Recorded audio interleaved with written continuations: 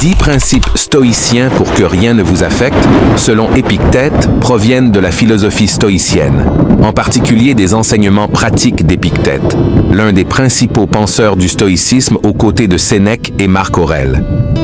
Épictète croyait que la clé d'une vie paisible résidait dans le fait de se concentrer uniquement sur ce qui est sous notre contrôle et d'accepter avec sérénité ce qui ne l'est pas. Salut premier. Distinguez ce qui dépend de vous de ce qui n'en dépend pas. Imaginez un instant que votre esprit soit comme un jardin. Dans cet espace, vous avez le pouvoir de planter, d'arroser, de tailler, d'organiser. Mais au-delà du mur, sur le climat, les parasites, les graines que le vent apporte, vous n'avez aucun contrôle. C'est exactement la métaphore centrale qu'Épictète nous transmet. Il existe des choses qui dépendent de nous et d'autres qui n'en dépendent pas. Et la véritable paix intérieure commence lorsque nous apprenons à distinguer ces deux sphères. Que contrôlons-nous réellement? Épictète l'exprime clairement. Ce qui est en notre pouvoir, ce sont nos opinions, nos intentions, nos désirs, nos aversions. En somme, tout ce qui relève de notre propre action.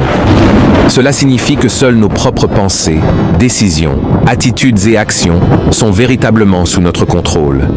Vous ne pouvez pas contrôler ce que l'autre dit, mais vous pouvez choisir comment vous y réagirez. Vous ne contrôlez pas les critiques qu'on vous adresse, mais vous pouvez décider si elles vous abattent ou vous fortifient. Se maîtriser, c'est se libérer. Lorsqu'on comprend que nous ne sommes maîtres que de ce qui est en nous et non de ce qui nous arrive, on commence à vivre de manière plus lucide, plus légère et plus centrée. Et que ne contrôlons-nous pas? Épictète appelle cela les choses extérieures. L'opinion des autres. Le succès immédiat. La reconnaissance publique. La santé parfaite. La chance. Les circonstances sociales. Les émotions d'autrui. Le cours du monde. Essayer de contrôler tout cela, c'est comme vouloir attraper le vent avec les mains. C'est épuisant, frustrant, illusoire. Beaucoup souffrent non pas à cause des événements, mais parce qu'ils insistent pour que le monde soit différent de ce qu'il est. Ils refusent les erreurs des autres, l'imperfection de la vie, les retards, les critiques, les imprévus. Résultat, ils mènent une guerre contre la réalité. Et aucune guerre contre la réalité ne se termine par une victoire. Le secret stoïcien, se concentrer sur ce qui dépend de nous. Épictète nous invite à une révolution silencieuse mais puissante. Vivre en accord avec la nature des choses. Cela signifie accepter avec sérénité ce que l'on ne peut pas changer. Agir avec excellence sur ce que l'on peut transformer. Quelqu'un vous traite mal, vous ne contrôlez pas cela, mais comment vous y répondez, cela vous appartient. Il pleut, vous ne pouvez pas changer le ciel, mais vous pouvez choisir l'attitude avec laquelle vous accueillez la pluie. Un projet échoue, vous pouvez blâmer le monde ou apprendre, vous adapter et continuer à avancer. La liberté commence par la renonciation. Épictète enseigne que la véritable liberté ne consiste pas à tout contrôler, mais à renoncer à vouloir contrôler ce qui ne nous appartient pas. Est libre celui qui abandonne l'illusion du contrôle sur l'incontrôlable. Est libre celui qui concentre son énergie sur ce qu'il peut façonner, lui-même. Ce n'est pas de la résignation, c'est de la lucidité, de la discipline émotionnelle, une maturité philosophique. Dans votre quotidien, faites ce petit exercice. Quelque chose vous dérange? Demandez-vous, est-ce que cela dépend de moi? Si oui, agissez avec courage. Sinon, lâchez prise, respirez, réorientez votre énergie. Vous ne contrôlez pas si quelqu'un vous aime, mais vous pouvez aimer. Vous ne contrôlez pas si votre projet réussit, mais vous pouvez travailler avec sagesse et rigueur. Vous ne contrôlez pas si l'on vous juge, mais vous pouvez rester intègre. 2. Transformez les obstacles en opportunités. Inspiré des enseignements d'Épictète et enrichi par l'esprit stoïcien de Marc Aurèle. Imaginez une rivière rencontrant un rocher. Le courant ne s'arrête pas.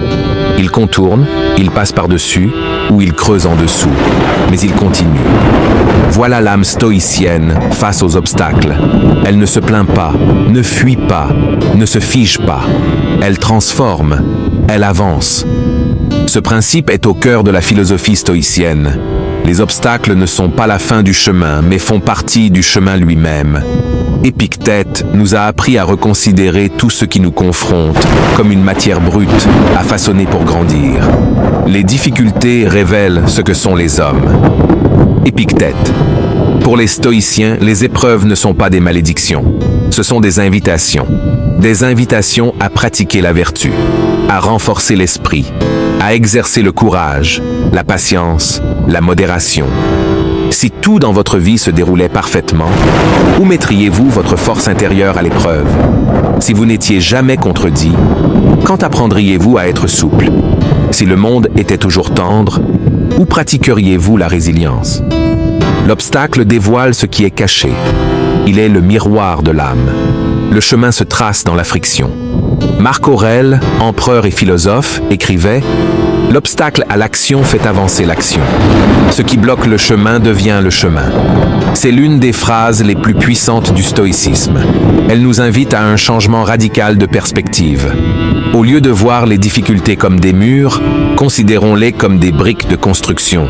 Un contretemps n'est pas un échec, c'est un redressement. Une attaque n'est pas seulement une douleur, c'est une occasion de tester votre dignité. Une erreur n'est pas une fin, c'est une leçon transformatrice. Mentalité stoïcienne, tout sert, tout enseigne.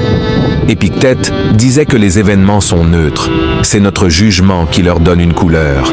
Si vous percevez une difficulté comme une punition, vous souffrirez. Si vous la voyez comme un entraînement, vous grandirez. La philosophie stoïcienne nous invite à développer une mentalité antifragile. Non seulement résister aux difficultés, mais croître grâce à elles. Il ne s'agit pas de rechercher la souffrance, mais d'apprendre d'elle. Il ne s'agit pas d'être froid, mais ferme. Il ne s'agit pas de nier la douleur, mais de la rendre féconde. Le caractère se forge dans l'inconfort. Il n'existe pas de vraie force sans friction. L'or est purifié dans le feu. Le muscle se construit dans la tension. L'esprit se forme dans l'inconfort. Pour les stoïciens, bien vivre ne signifie pas vivre facilement, mais vivre avec une excellence morale, même lorsque le monde devient hostile. À chaque déception, une chance de fortifier l'espérance lucide. À chaque perte, une invitation à la légèreté. À chaque offense, une opportunité de démontrer de la noblesse. Face à un obstacle, ne dites pas « Pourquoi cela m'arrive-t-il » Dites plutôt « Qu'est-ce que cette situation est en train de m'apprendre » En recevant des critiques, pensez « Voilà une occasion de pratiquer l'humilité ». Si le projet échoue, demandez-vous « Comment puis-je utiliser cela pour devenir plus fort, plus sage, plus juste ?» Ce changement de mentalité ne supprime pas la douleur, mais lui donne un sens. Et quand la douleur a un sens, elle ne détruit pas, elle construit. Troisième, ne réagis pas de façon impulsive. Entre le stimulus et la réponse, il y a un espace. Utilise-le avec sagesse. La vie nous met souvent à l'épreuve en quelques secondes. Une parole blessante, une insulte, un retard, une injustice. Et soudain, le cœur s'accélère, le sang bouillonne, la colère monte. Mais Épictète nous enseigne que, précisément dans ces moments, il faut agir avec conscience, et non avec impulsion. Car celui qui réagit sans réfléchir devient esclave de ses émotions. Celui qui répond avec sagesse devient maître de lui-même. La pause entre l'impulsion et l'action. Il existe un intervalle presque invisible entre ce qui se passe et la manière dont tu choisis d'y répondre. Cet espace est petit, mais puissant. C'est là que réside ta liberté. C'est là que tu choisis, être guidé par la raison ou entraîné par l'instinct. Épictète, et plus tard Sénèque, nous rappellent que l'émotion est naturelle, mais la réaction est un choix. Ce n'est pas la colère qui détruit les relations, mais ce que nous faisons sous son influence. Ce n'est pas la frustration qui ruine les projets, mais la manière dont nous nous laissons dominer par elle. Maîtriser ses réactions, c'est se maîtriser soi-même. Et celui qui se maîtrise a déjà remporté la plus grande des victoires. Le stoïcien observe avant d'agir. Un des plus grands signes de maturité spirituelle et émotionnelle, selon les stoïciens, est la capacité d'observer ce que nous ressentons sans s'y soumettre. Imagine que ton esprit est comme un grand salon. Les émotions entrent, colère, peur, enthousiasme, jalousie. Mais tu es l'hôte. C'est toi qui choisis avec lesquels dialoguer. Il n'est pas nécessaire de chasser les émotions. Il suffit de ne pas les laisser te diriger. Épictète disait « Ce ne sont pas les choses qui nous troublent, mais les jugements que nous portons sur elles. » Autrement dit, ce qui te blesse, ce n'est pas ce que l'autre a fait. C'est l'interprétation immédiate, précipitée, souvent chargée d'orgueil et de défense. Si tu apprends à respirer avant de répondre, tu gagnes en perspective. Et avec la perspective, tu gagnes en pouvoir.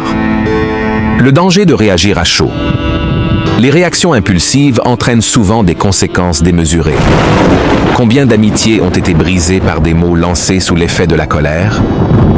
Combien de mauvaises décisions ont été prises parce que quelqu'un a réagi sans réfléchir? La philosophie stoïcienne nous enseigne une habitude simple mais révolutionnaire. Attendre un instant, respirer, compter jusqu'à 3. Laisser la poussière retomber avant de décider quoi faire. Ce n'est pas de la faiblesse. C'est une force raffinée, c'est de la maîtrise, une stratégie, de la connaissance de soi en action. Entraîne la pause au quotidien. On ne devient pas sage du jour au lendemain. Comme un muscle, le self-control a besoin d'entraînement. Et les petits moments du quotidien sont la salle de sport de l'âme. Quelqu'un t'a coupé la route? Respire avant de klaxonner ou d'insulter. Tu as reçu un message agressif? Attends 10 minutes avant de répondre. Tu as entendu une critique? Demande-toi, cela parle-t-il de moi ou de l'autre? Chaque fois que tu choisis de ne pas réagir automatiquement, tu affaiblis le pouvoir de l'impulsion et tu renforces celui de la raison. Épictète croyait que la philosophie ne sert pas seulement à être lue, mais à être vécue. Alors, essaie. Quand une émotion forte surgit, arrête-toi. Observe ce que tu ressens sans chercher à supprimer. Demande-toi, cette réaction m'aide-t-elle ou me nuit-elle? Et seulement alors, réponds avec intention, pas avec impulsion. Cette simple séquence peut éviter bien des regrets, sauver des relations et surtout, te rendre plus libre. Différence entre réaction et réponse. La réaction est immédiate. La réponse est réfléchie. La réaction naît d'un ego blessé. La réponse vient d'un esprit clair. La réaction veut gagner. La réponse cherche à comprendre. Le stoïcien n'est pas indifférent. Il ressent, mais ne se laisse pas emporter. Il ne réprime pas ses émotions. Il les éduque. Ce n'est pas être froid, c'est être profond. Au bout du compte, la véritable liberté ne consiste pas à faire ce que l'on veut, mais à ne pas être dominé par ce que l'on ressent. Chaque fois que tu choisis de ne pas répondre avec colère, de ne pas réagir avec orgueil, de ne pas être ébranlé par le chaos extérieur, tu pratiques le stoïcisme dans sa forme la plus pure. Et comme l'enseignait Épictète, la clé du bonheur, c'est de vouloir seulement ce qui dépend de nous. Et ta réponse, toujours, ne dépend que de toi. 4. Accepte ce que la vie t'apporte. Et fais-en bon usage, inspiré des enseignements d'Épictète et reflété dans les méditations de Marc Aurèle. Imagine un navigateur en pleine mer. Il ne contrôle ni les vents, ni les courants, ni les tempêtes. Mais il ajuste ses voiles, lit les signes du ciel, manœuvre avec intelligence et poursuit sa route. Le stoïcien est comme ce navigateur. Il ne lutte pas contre les événements de la vie, il les intègre à son chemin avec lucidité. Tel est le cœur du 4e principe d'Épictète. Accepter ce que la vie apporte avec sérénité et y répondre avec sagesse. Il ne s'agit pas de passivité ni de résignation, mais de comprendre que tout ne dépend pas de nous. Et face à cela, choisir la réponse la plus vertueuse possible. L'acceptation n'est pas une faiblesse, c'est une force dans sa forme la plus sereine. Épictète enseignait que la vie est faite de circonstances que nous ne choisissons pas, mais face auxquelles nous choisissons comment réagir. La perte d'un être cher, un échec inattendu, un obstacle imprévu, une injustice soudaine, tout cela fait partie de l'ordre naturel du monde. Y résister, c'est comme vouloir retenir la marée avec les mains. La souffrance n'est souvent non de l'événement lui-même, mais du refus d'accepter ce qui est déjà réel. L'angoisse s'installe quand on se dit « cela n'aurait pas dû arriver ». Mais c'est arrivé. Et la sagesse commence lorsque l'on accepte ce qui est. Et que l'on se demande « que puis-je en faire maintenant ?» La vie te donne ce qu'elle a. À toi d'en faire bon usage. Épictète disait « Ne demande pas que les choses arrivent comme tu le veux, mais souhaite qu'elles arrivent comme elles arrivent, et tu seras heureux. » C'est bien plus qu'un conseil. C'est un changement radical de mentalité. Le stoïcien n'attend pas un monde parfait. Il entraîne son esprit à agir avec excellence dans le monde réel, avec ses imperfections, ses contradictions et ses limites. Cette acceptation active est une forme de courage. Pas le courage d'affronter des monstres, mais celui de regarder la vie telle qu'elle est, sans illusion, sans déni, sans désespoir. Accepter ce que la vie apporte, c'est le premier pas pour transformer ce qui peut l'être. Transformer l'inévitable en vertu, Marc Aurèle écrivait « L'adversité est une matière pour la vertu ». Cet enseignement fait écho à Épictète. Tout ce que la vie apporte peut devenir une occasion de pratiquer la sagesse. Une injustice, pratique la justice. Une perte, pratique le détachement. Une douleur, pratique le courage. Un contretemps, pratique la patience. Tu ne choisis pas les cartes que tu reçois, mais tu choisis comment les jouer. Et cette liberté intérieure est l'essence même du stoïcisme. L'ordre du monde nous dépasse, mais nos choix nous appartiennent. Épictète nous invite à faire confiance à l'ordre de l'univers, même quand il nous semble injuste. Il nous rappelle que tout a sa place dans le grand flux de la nature. Ce qui aujourd'hui est douleur peut demain se révéler libération. Ce qui maintenant est perte peut ouvrir un chemin de croissance. Cette confiance n'est pas naïve, elle est profonde. Elle naît d'un engagement envers la réalité, d'une âme entraînée à dire « Quoi qu'il advienne, je saurai quoi en faire ». Face à une frustration, respire.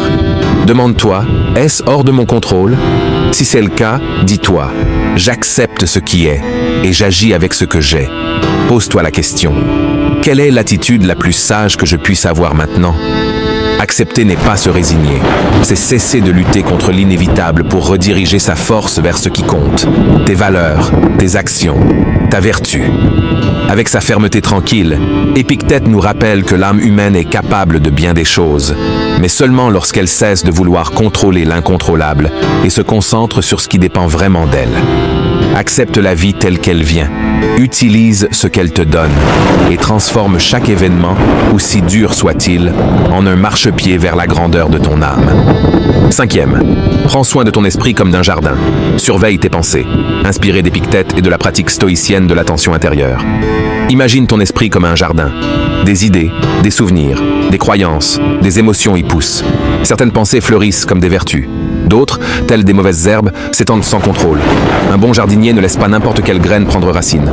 Ainsi est le stoïcien, vigilant envers ce qu'il cultive en lui-même. Épictète enseignait que ce ne sont pas les événements qui nous troublent, mais les jugements que nous portons sur eux. Autrement dit, ce n'est pas le monde qui nous blesse, mais notre manière de l'interpréter. C'est pourquoi le soin le plus fondamental que l'on puisse avoir est celui que l'on porte à son propre esprit. La pensée est la graine de l'action. Avant chaque action, il y a une pensée. Avant chaque choix, une idée.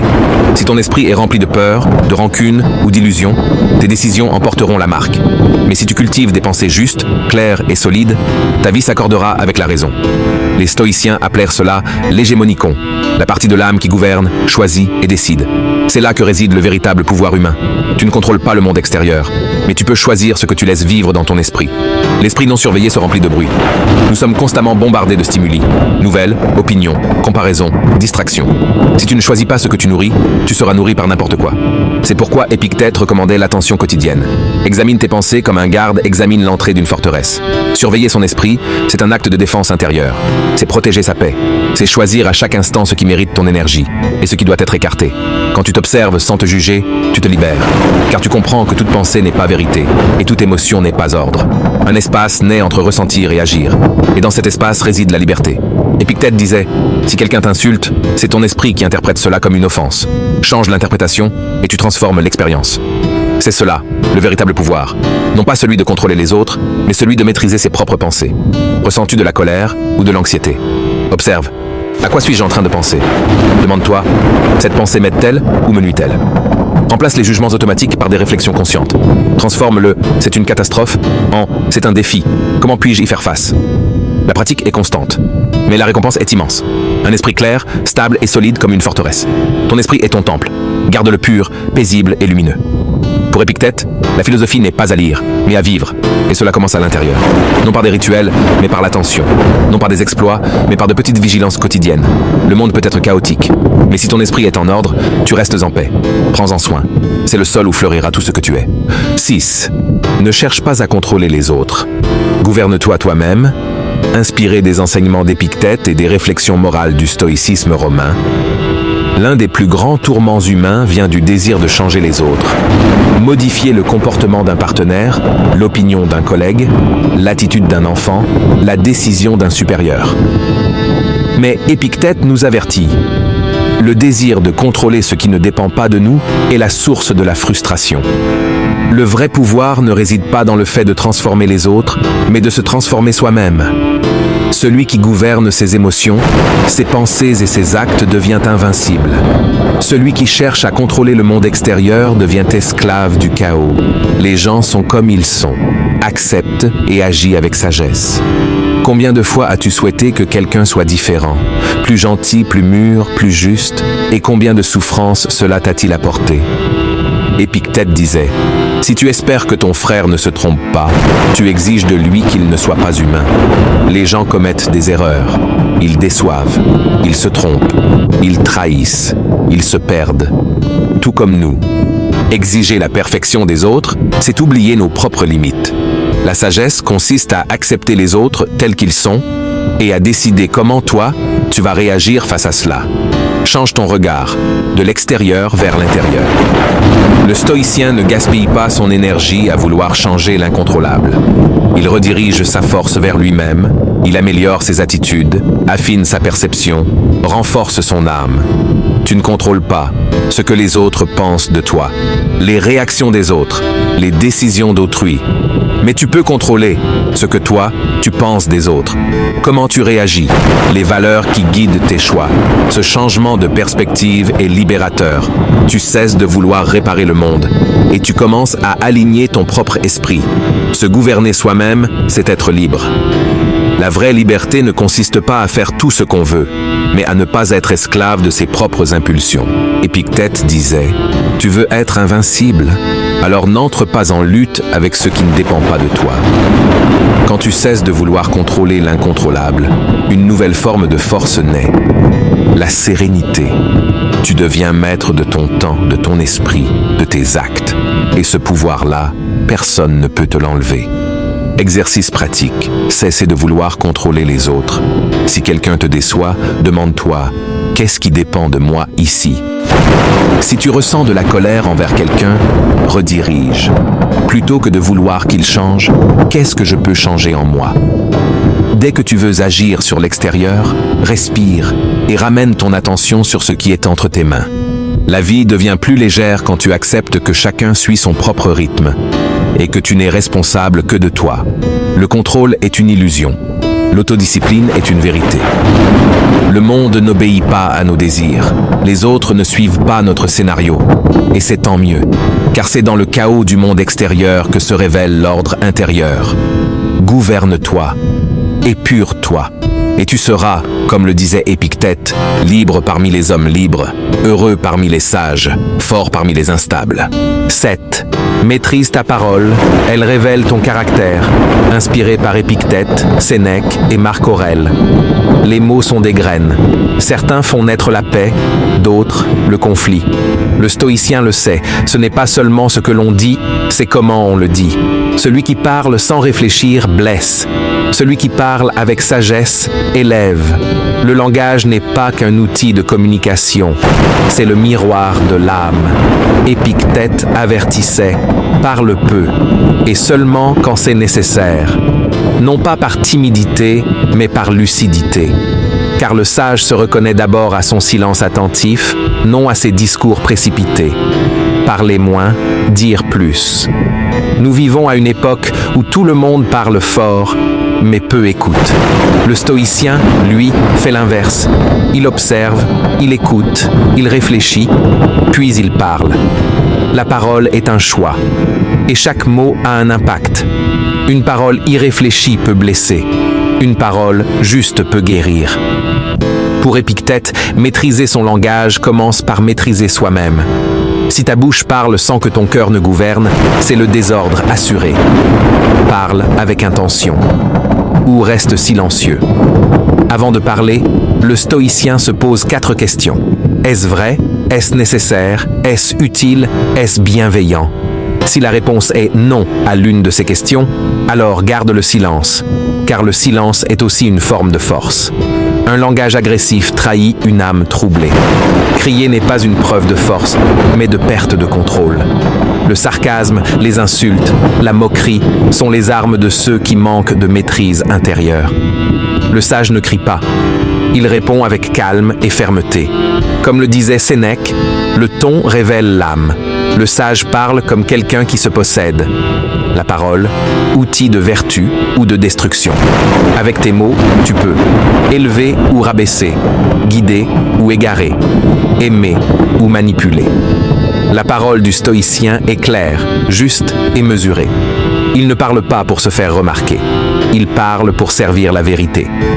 Pratique le silence choisi. Pendant 1 heure, ne parle que si c'est vraiment nécessaire. Face à un conflit, respire avant de répondre. Évite les plaintes, les commérages et les jugements. Observe l'effet sur ton esprit. Entraîne-toi à faire des compliments sincères et à donner des conseils bienveillants. La parole reflète l'état intérieur. Épictète rappelait que la philosophie doit façonner même notre façon de parler. Ce n'est pas réciter des maximes, c'est faire de chaque phrase un reflet de la raison, du calme et de la vertu. En fin de compte, la façon dont tu parles révèle bien plus de toi que ce que tu fais. Et le stoïcien choisit ses mots comme un sculpteur choisit ses gestes, avec intention, clarté et sagesse. 8. Cultive la présence. Le présent est tout ce qui existe, inspiré des enseignements d'Épictète et des méditations de Marc Aurèle. L'esprit humain vagabonde sans cesse. Il ressasse le passé, anticipe l'avenir, se perd en suppositions. Mais le stoïcien sait, la seule réalité qui existe, c'est maintenant. Épictète disait, ne souffre pas pour des événements futurs, car ils ne sont pas encore arrivés. Préoccupe-toi uniquement de ce qui est devant toi. Le présent est le seul espace où l'action est possible, où la vertu peut s'exercer, où l'âme peut s'épanouir. Tout le reste, souvenir ou prédiction, est illusion. Le moment présent est le théâtre de la liberté. Le passé est révolu. Le futur est incertain. Seul le présent nous appartient. Et pourtant, combien d'énergie gaspillons-nous à regretter ce qui fut ou à craindre ce qui pourrait venir? Combien de fois négligeons-nous le réel pour poursuivre des ombres? Le stoïcien s'entraîne à une attention radicale. Être pleinement présent dans chaque acte. Manger, marcher, écouter, parler. Avec conscience. Être présent, c'est un acte de discipline et de respect pour la vie. L'anxiété vient de l'excès de futur, la tristesse de l'excès de passé. La présence, elle, est l'équilibre. L'esprit agité imagine 1000 scénarios qui ne se réalisent jamais. L'esprit entraîné regarde le réel avec calme. Il n'ignore ni le passé, ni l'avenir, mais il agit avec ce qui est entre ses mains. Sénèque disait, « Le plus grand obstacle à la vie, c'est d'attendre l'avenir tout en négligeant le présent. » L'attention au présent est une vertu stoïcienne. On associe souvent la pleine conscience aux traditions orientales, mais les stoïciens, bien avant, enseignaient déjà la puissance d'un esprit centré. Marc Aurèle écrivait « Concentre-toi sur chaque acte comme s'il était le dernier. Ce n'est pas du fatalisme, c'est de la clarté. La présence transforme chaque geste en acte philosophique. Au réveil, demande-toi « Quelle est la meilleure chose que je puisse faire de cette journée ?» Lors d'une tâche, élimine les distractions. Sois entier. Quand ton esprit se disperse, reviens à ta respiration.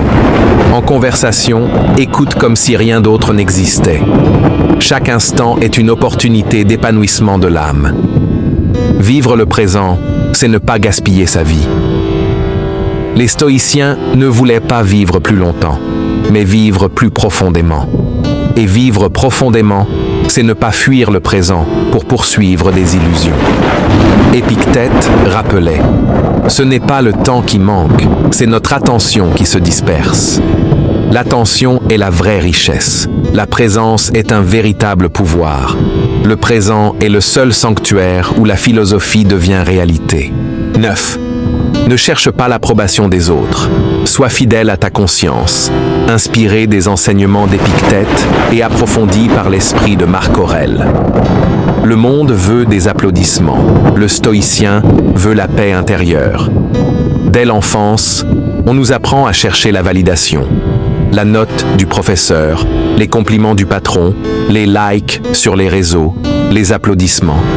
Le regard des autres devient un miroir, jusqu'à nous faire oublier notre propre reflet. Mais Épictète nous prévient, si tu veux être libre, ne remets pas ton jugement entre les mains des autres. Le stoïcien trouve la paix non pas dans l'approbation sociale, mais dans la cohérence entre pensée, parole et action. Être approuvé par les autres est une chance. Être approuvé par soi-même, c'est la vraie liberté. Le piège de l'apparence. Chercher à plaire est une prison douce. On finit par dire ce qu'on ne pense pas, accepter ce qui nous blesse, faire semblant pour être accepté. Mais à quel prix? Celui de soi-même. Les stoïciens nous rappellent, la réputation n'est pas sous notre contrôle, mais le caractère, oui. Si tu agis avec justice, droiture et sagesse, même si personne ne le remarque, tu as fait ta part. La vertu n'a pas besoin de spectateurs. L'intégrité ne demande pas d'applaudissements. La vraie fidélité est intérieure. Épictète posait une question essentielle. Ce que je fais est-il vraiment bon ou seulement bien vu par les autres? Marc Aurèle répondait « Ne perds pas ton temps à discuter de ce qu'est un homme de bien. Sois-en un. Lorsque tu agis selon ta conscience et non selon les attentes extérieures, tu deviens plus calme, plus fort, plus libre. Lorsque la boussole est intérieure, la route est solide. L'approbation des autres est instable. Un jour, on t'admire, le lendemain, on t'oublie. Mais si tes choix viennent de ta conviction intérieure, rien ne t'ébranle. Ce n'est pas de l'orgueil, c'est de la profondeur. Tu choisis la vertu, non pas parce qu'on te regarde, mais parce que tu veux pouvoir te regarder en paix. Tu as refusé une injustice, même sous pression. C'est de la fidélité. Tu as agi avec bonté, même sans reconnaissance. C'est de la grandeur. Tu as dit non malgré la peur de déplaire. C'est de la force. Chaque acte fidèle à ta conscience est une victoire sur le bruit du monde. Se approvar et a forma me profunda de liberdad. Et comme le disait Épictète, ta liberté commence là où s'arrête la dépendance aux jugements extérieurs. Principe stoïcien. 10. Vis avec intention. La vie est brève, mais peut-être immense. Inspiré des enseignements d'Épictète et résonnant avec ceux de Sénèque et Marc Aurèle. Imagine que chaque matin, on te dépose un peu de temps dans ton compte et qu'à la fin du jour, tout ce que tu n'as pas utilisé avec sagesse est perdu à jamais. Ainsi va la vie. Chaque jour est un don précieux qui ne revient pas. C'est pourquoi ce 10e et dernier principe est un appel clair. Vis avec intention. Pour les stoïciens, la brièveté de la vie n'est pas une tragédie, c'est un rappel à la lucidité. Nous ne possédons pas le temps à venir, nous sommes seulement responsables de l'instant présent. Et lorsqu'on vit avec conscience, même les gestes les plus simples deviennent éternels. La vie n'est pas courte, c'est nous qui la gaspillons, Sénèque écrivait. Ce n'est pas que la vie soit courte, c'est que nous en perdons beaucoup. Nous vivons souvent comme si nous étions immortels. Nous remettons les rêves à plus tard. Nous différons les paroles importantes. Nous évitons les décisions. Nous négligeons les liens essentiels. Mais la philosophie stoïcienne nous invite à une existence éveillée. Une vie où chaque acte porte un sens. Chaque choix est fait avec intention. Chaque minute compte. Tu ne contrôles pas la durée de ta vie, mais tu peux choisir de vivre pleinement. Ne vis pas en pilote automatique. Combien de jours se terminent avec le sentiment de ne pas avoir vraiment vécu, d'avoir seulement exécuté des tâches, répondu à des urgences, rempli le temps sans présence? Le stoïcien combat cette torpeur avec une vigilance intérieure. Il se pose constamment des questions. Que fais-je du temps qui m'est donné? Où est ma vraie attention? Ce que je vis maintenant m'élève-t-il? Voilà le secret d'une vie pleine. Ce n'est pas avoir plus de temps, c'est donner plus de vie à chaque instant. La flamme intérieure éclaire le chemin. Épictète enseignait que la mission de l'être humain est de vivre en accord avec sa nature rationnelle et vertueuse. Cela signifie cultiver la sagesse, le courage, la justice et la tempérance, non seulement dans les grands moments, mais surtout dans les petits choix du quotidien. Tu n'as pas besoin d'accomplissements spectaculaires pour vivre avec grandeur. Tu as seulement besoin d'être présent, aligné, intègre. Vivre selon ses valeurs transforme même les gestes les plus simples en actes de grandeur. L'éternité se trouve dans le présent bien vécu. Marc Aurèle écrivait « Tu ne vis que le moment présent. Le reste est déjà passé ou incertain. » C'est l'une des vérités les plus profondes de notre existence. Seul l'instant présent est réel. C'est en lui seul que tu peux aimer, pardonner, apprendre, grandir, servir, contempler. Et vivre avec intention, c'est reconnaître cela, que chaque instant est sacré, parce qu'il est tout ce que nous avons. Application pratique, vis comme si c'était la dernière fois, non pas dans la peur, mais dans la pleine présence. Quand tu prends quelqu'un dans tes bras, fais-le comme si c'était la dernière fois. Quand tu marches, sens le sol comme si c'était la première fois. Quand tu t'endors, remercie comme si tu ne savais pas si tu te réveillerais. Cette forme d'attention transforme l'ordinaire en extraordinaire. Elle rend la vie simple, sacrée.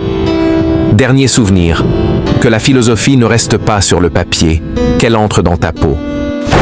Les stoïciens n'écrivaient pas pour impressionner, mais pour vivre mieux. Épictète disait que la philosophie est un art de vivre. Et bien vivre est une pratique quotidienne, silencieuse, intime. Tu n'as pas besoin de mémoriser tous les principes.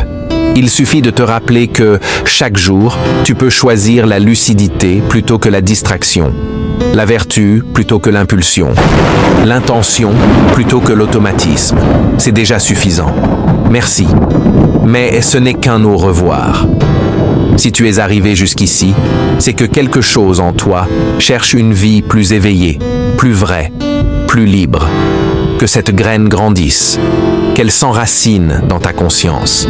Merci d'avoir suivi cette série stoïcienne sur la chaîne Rêve Lucide. Si elle t'a touché, abonne-toi. Partage-la avec ceux qui, comme toi, cherchent la sagesse et continuent avec nous ce voyage de réflexion et de clarté. Car les rêves les plus lucides sont ceux qui réveillent l'âme. Et le stoïcisme est avant tout un art du réveil. À très bientôt. Et rappelle-toi, bien vivre est un choix à renouveler à chaque instant.